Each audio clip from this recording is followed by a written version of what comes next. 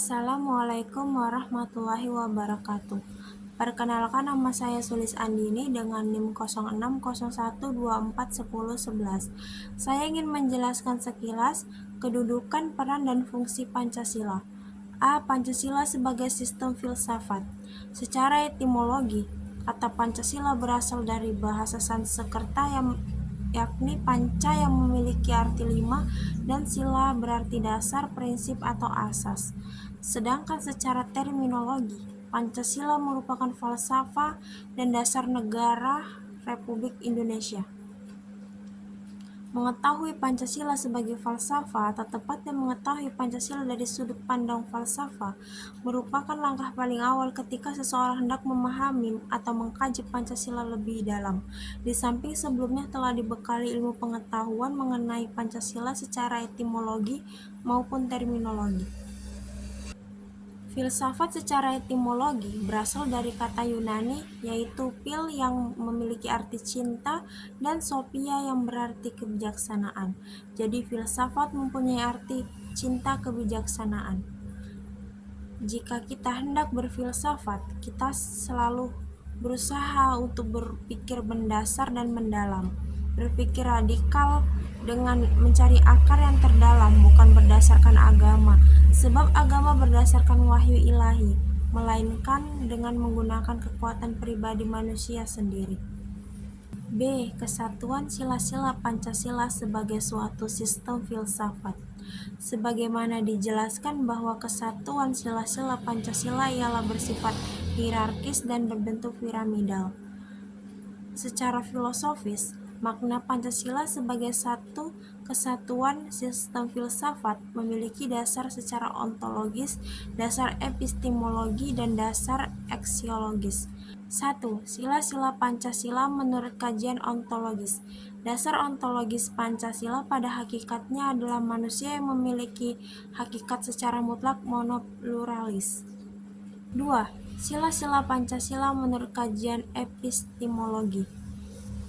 Asas Pancasila sebagai epistemologi pada hakikatnya tidak dapat dipisahkan dengan dasar ontologis.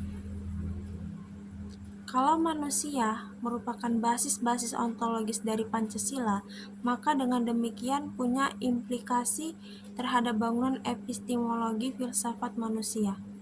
3. Sila-sila Pancasila menurut kajian aksiologi.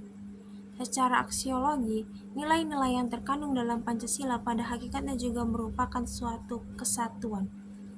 C. Pancasila sebagai ideologi bangsa dan negara. Secara etimologi, ideologi berasal dari kata idea dan logos. Idea berarti gagasan, konsep, pengertian dasar, dan cita-cita. Kata idea berasal dari bahasa Yunani, yaitu ideos yang memiliki arti bentuk, sedangkan idean berarti melihat. Sedangkan logos berarti ilmu. Dengan demikian, ideologi berarti ilmu pengertian-pengertian dasar ide-ide, atau ajaran tentang pengertian-pengertian dasar. Makna suatu ideologi dapat ditemukan dari karakteristiknya. Berikut beberapa karakteristik suatu ideologi. 1.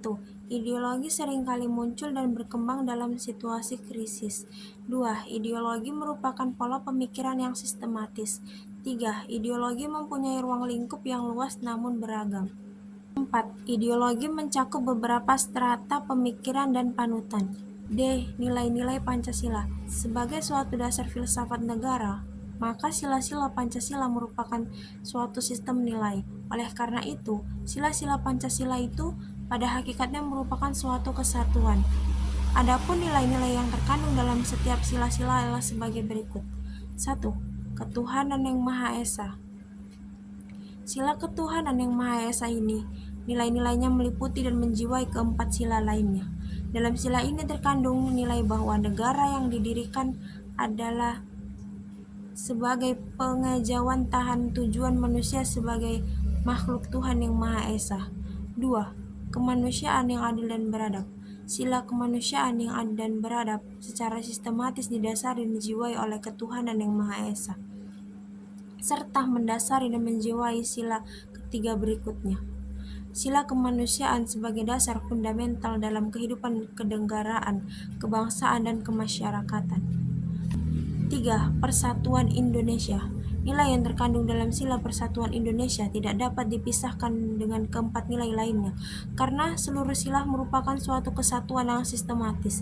Sila Persatuan Indonesia didasari dan dijiwai oleh sila ketuhanan yang Maha Esa dan kemanusiaan yang adil dan beradab, serta mendasari dan dijiwai sila kerakyatan yang dipimpin oleh hikmat kebijaksanaan dalam permusyawaratan atau perwakilan, dan keadilan sosial bagi seluruh rakyat Indonesia.